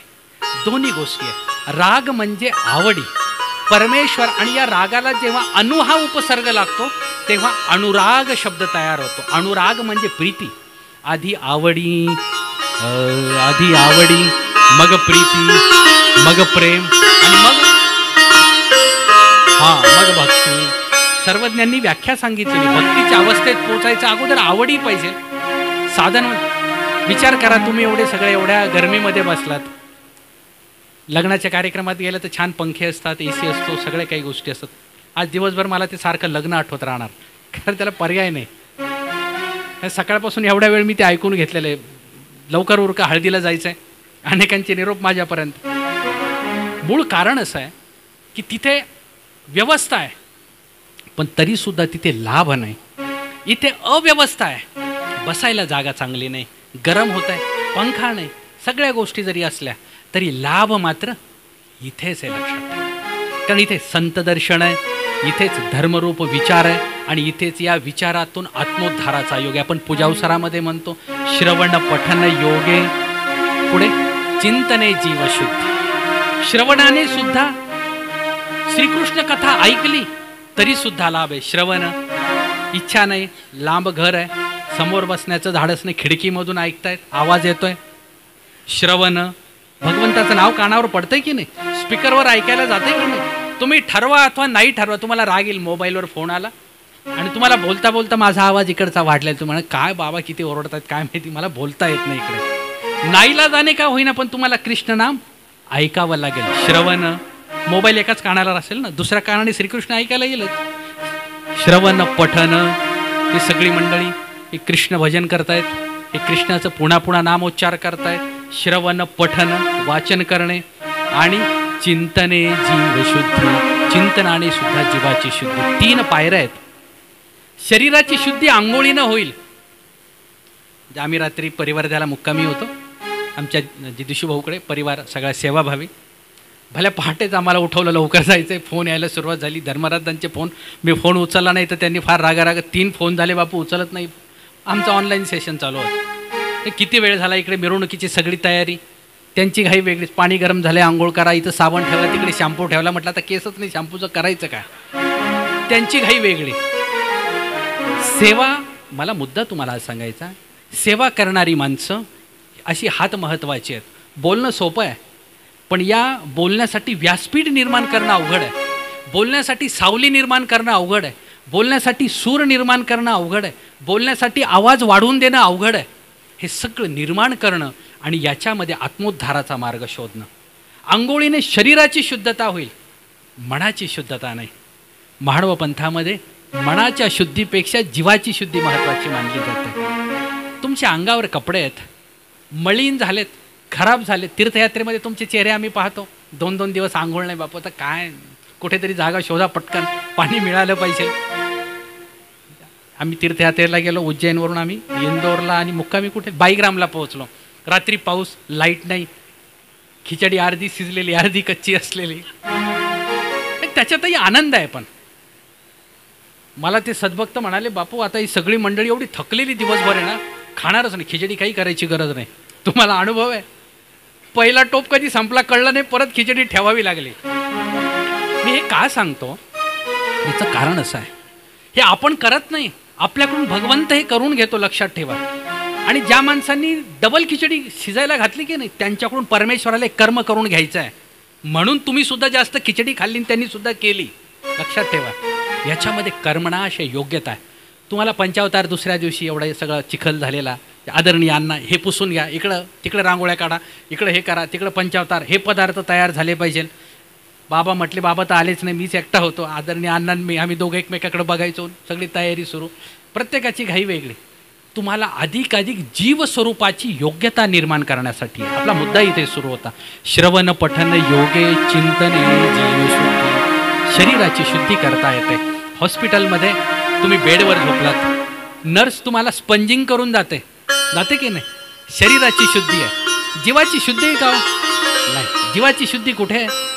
श्रीकृष्ण लीळामृतामध्ये. कारण हे अमृत आहे. इथं भगवंताचं नाव ऐकलं, श्रवण केलं, पठण केलं आणि चिंतन केलं, जीवाची शुद्धी आहे. आणि म्हणून हा खरं तर सोहळा आहे. म्हणजे आदरणीय अण्णांचं या गावामध्ये येणं, हे त्यांची मातृभूमी आहे. इथं येणं हे तर एक निमित्त आहे. 56 वर्षामध्ये पहिल्यांदा आलेत, पण आल्यानंतर तुम्हाला सगळ्यांना तुमच्या जीवस्वरूपाची शुद्धी करण्यासाठी इथं आम्हाला आणून बसवलं. हे कारण लक्षात आलं की नाही? हे सगळं कशासाठी आहे? हे दादा आदरणीय तळेगाव अमरावतीच्या पेक्षा दुरून ही सगळी मंडळी आली. सगळ्यात दुरून कुर्डुवाडीचे बाबा आलेत, समोसरचे नितीन अप्पा आहेत. ही सगळी मंडळी इतक्या दुरून आली. कशासाठी? आपल्या जीवस्वरूपाच्या शुद्धतेसाठी. त्यांच्या हातामधली गाठी आपल्या जीवनाची शुद्धी करणारी आहे. यांनी केलेलं चिंतन, साधी गोष्ट आहे एकदम. आपण म्हणजे समारोपाकडे येतो आहोत. एखादे आजोबा असतात, आजी असते, मुलगा कामावर जातो, म्हणजे मुलगी कुठेतरी शेतामध्ये जाते, कुठेतरी शिक्षणासाठी बाहेर जाते, आणि तिथून आजी विचार करते, डोळ्याला दिसत नाही, ऐकायला येत नाही, अजून मुलगा कसा आला नाही. संध्याकाळी 7 वाजले, अंधार पडला, दिवे लागणीची वेळ झाली, अंधार पडला. गावातली सगळी चरायला गेलेली गुरं परत घरी परत आली. आपला मुलगा कसा येत नाही, आईला चिंता वाटते की नाही? आणि आजी पटकन काय विचारते, का गं तो अजून कसा आला नाही? काही फोन आला त्याचा? अजून का आला नाही? आजी इकडे चिंतन करते, तिकडे मुलाची सुरक्षितता आहे. लक्षात ठेवा, आजीच्या चिंतनामध्ये ही संत मंडळी जी चिंतन करतात की नाही, या माता भगिनी चिंतन करतात आपल्या जीवस्वरूपाच्या शुद्धतेसाठी. लक्षात ठेवा, या सगळ्यांचे फार मोठे उपकार आहेत आपल्यावर. यांनी समर्पित होऊन स्वतःसाठी काहीच केलं नाही, न तर स्वतःसाठी घरं बांधली नाहीत, स्वतःसाठी कुठली व्यवस्था निर्माण केली नाही. आपल्याला प्रत्येक गोष्टीवर स्वतःचं नाव. लग्नात वाटी जरी आली की नाही, आपण विचार करतो त्याच्यावर नाव पाहिजे. नावाशिवाय तुमच्याकडे आहेराची पद्धत आहे की नाही माहीत नाही मला. आहेर असतो का? नाही ना. आमच्याकडे फार पद्धत, 10 रुपयाचंच फुलपात्र आणणार, पण नाव टाकून ते नाव घ्या आमचं, मग ते फुलपात्र आणि ते पाकिटावर 10 रुपयाचं आहेर, पण ते नाव फार मोठं असतं. आहे ना तुमच्याकडे? ते तुमच्याकडे नोट मोठी असेल, आमच्याकडे 10 रुपयाचीच असते. मी तुम्हाला मुद्दा हा सांगतो, प्रपंच या पद्धतीचा असतो, पण ही ही सगळी मंडळींनी आपल्यासाठी, आपल्या जीवस्वरूपाच्या शुद्धतेसाठी हा योग निर्माण केलेला आहे आणि म्हणून याचा लाभ आहे. आज हे दुपारचं सत्र आपला वेळ पूर्णत्वाला जातो आहे. श्रीकृष्ण भगवंताचा जन्म, अवतार आणि त्याच्या अनेक लीळा याचं चिंतन करत करत आपण गोकुळामध्ये पोहोचलो. आजच्या रात्रीच्या चिंतनामध्ये आपण श्रीकृष्ण भगवंताच्या वेदाचा विषयाचं चर्चा करणार आहोत. कृष्ण भगवंताचा वेद काय होता, आवडी काय होती, कृष्ण भगवंताचं सौंदर्य काय होतं, सौंदर्याचा परिणाम. लक्षात ठेवा, मला फार आवडला आज तुम्ही सकाळी शृंगार करून आलेल्या महिला ज्या नृत्य करत होत्या. तुम्ही माझा साधक येणार आहे देवाचा, म्हणून तुमचा जर शृंगार असेल तर तुम्ही फार भाग्यवान आहात. एक ना एक दिवस तुम्हाला सर्वज्ञांच्या सानिध्यातलं धानाईसा होता येईल, जी सर्वज्ञांच्या सानिध्यामध्ये शृंगार केला. स्वामी विचारतात ना, बाई इतू का शृंगार 8 वर्षाची धानाईसा काय म्हणते, जी जी श्री चांगदेव राऊळ गोसावी यासाठी. तुमचं नटणं, तुमचं मुरडणं, जर तुमची उत्तम वस्त्र परिधान करणं जर देवासाठी असेल तर एक ना एक दिवस तुम्ही धानाईसा होणार. पण जर स्वतःसाठी असेल तर मात्र तुमची रस्ते परमार्थाकडे नाही ते प्रपंचाकडे जाणारे असतील. तुम्ही सगळे भाग्यवान आहात, याचा आनंद आहे. आजच्या रात्रीच्या सत्रामध्ये काय रात्रीचा वेळ आहे? 7, 7:30, 8, 7 नंतर व्याळी ना का अगोदर व्याळी आहे? अगोदर जेवण आहे, व्याळीनंतर 7:30 वाजता. संध्याकाळी आपण 7:30 वाजता श्रीकृष्ण भगवंताच्या वेदाच्या संदर्भाने चिंतन करणार आहोत. एका तासाभराचं चिंतन आहे. आज 3 शो नाही, म्हणजे 3 शो झालेत आपले. सकाळचा वेगळा, मध्याह्नचा वेगळा, संध्याकाळचा वेगळा. खरं तर संगीत भागवत कथा वगैरे अशी नसते, दिवसातून एकाच वेळेला असते. पण असं आहे, म्हणजे मुलीचं लग्न होतं, मुलगी सासरी चाललेली असते, आई परत परत सांगते, बाई असं वागायचं बरं का, यांच्या पाया पडायचं, त्यांच्या पाया पडायचं, कुणी बोलले ना रागवायचं नाही, ऐकून घ्यायचं, शांत बसायचं, फार काय ऐकून घ्यायचं. आई परत परत सांगते. शेवटी मुलगी म्हणते, आई किती वेळा सांगते, आता बस झालं, समजलं मला सगळं, यांच्या पाया पडायचं सगळं समजलं. आई म्हणते, अरे तुला माहीत नाही, तू जेव्हा आई होशील ना तुला कळेल आईचं काळीज काय असतं. लक्षात आलं की 3 वेळा मी का बोलतो, लक्षात आलं ना? हे आमचं काळीज म्हणजे हे आईचं काळीज आहे. या लोकांनी आम्हाला 3 वेळा बोलायला लावलं. म्हटलं 1 वेळेला गोळ्या देऊन भागणार नाही बापू, 3 डोस पाहिजे दिवसातले, सकाळ दुपार संध्याकाळ. म्हटलं हरकत नाही. भाग्यवान ही सगळी मंडळी आहे. आपल्या सर्वांच्या वतीनं श्रीकृष्ण भगवंताला प्रार्थना करूयात. प्रत्येकाच्या अंतःकरणामध्ये असं कृष्ण निर्माण व्हावा, जीवनाला दिशा निर्माण व्हावी आणि तुमचा प्रपंच इतका सुंदर व्हावा की तो परमार्थ बनून जावा. मिरेनं प्रपंच परमार्थाचा केला की नाही, असाच परमार्थ आपल्याला करता यावा. छानपैकी गजराने किंवा गजराने शेवट करू. सगळ्यांना उठून बसू. गजराने या सत्राची आपण शेवट करीत आहोत.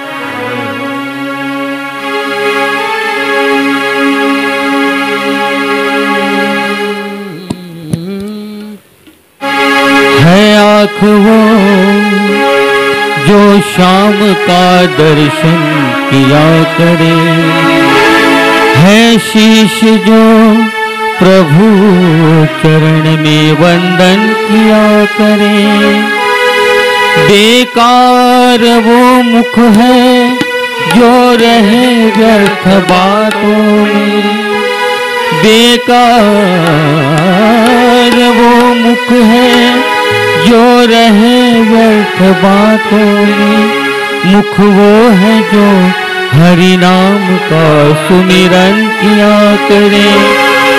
हीरे मोती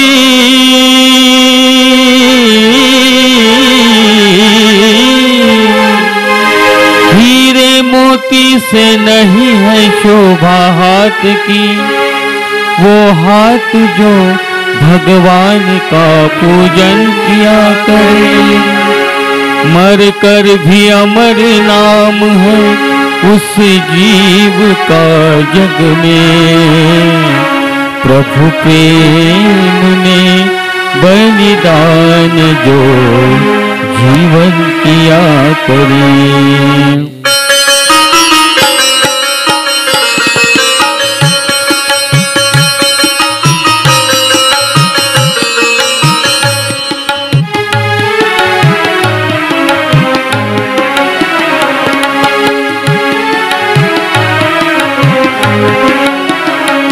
ऐसी लागी लगन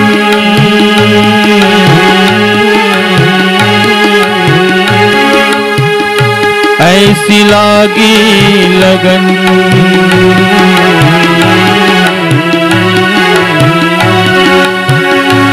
लागी लागी लगन, लागी लागी लगन, लागी लागी लगन।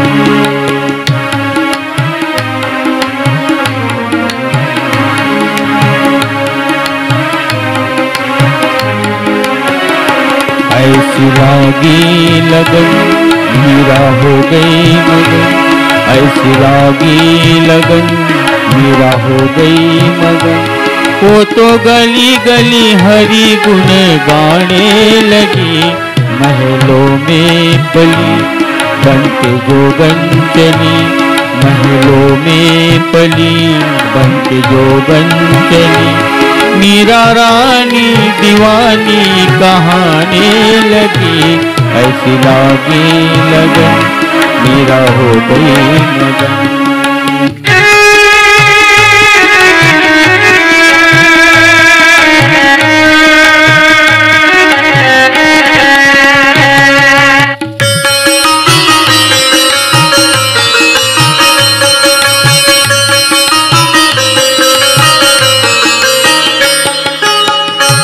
कोई रोके नहीं, कोई टोके नहीं,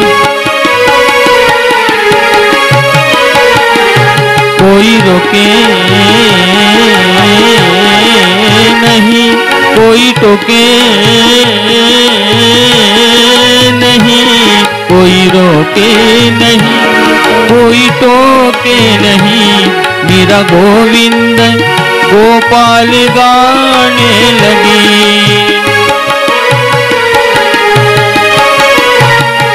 बैठी संतों के संग रंगी मोहन के रंग। मेरा प्रेमी प्रीतम को मनाने लगी, वो तो गली गली गली हरि हरि गुण गाने लगी। ऐसी लागी लगन मेरा हो गई मगन, ऐसी लागी लगन मेरा हो गई मगन।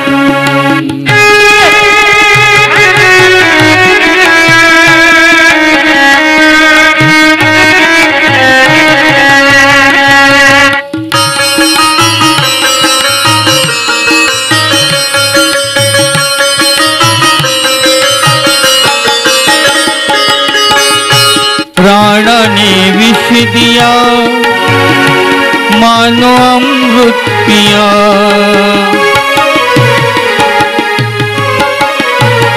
प्राण ने विष दिया मानो अमृत पिया।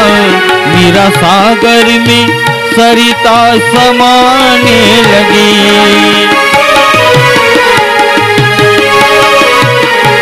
दुख लाखों सहे मुख से गोविंद कहे, दुख लाखों सहे मुख से गोविंद कहे। मेरा प्रेमी प्रीतम को मनाने लगी, वो तो गली गली हरि गुण गाने लगी। ऐसी लागी लगन मेरा हो गई मगन, वो तो गली गली हरि गुण गाने लगी। महलों में पली बनके जोगन चली, बनके जोगन चली, बनके जोगन चली, बनके जोगन चली, बनके जोगन चली, बनके जोगन चली, बनके जोगन चली, बनके जोगन चली,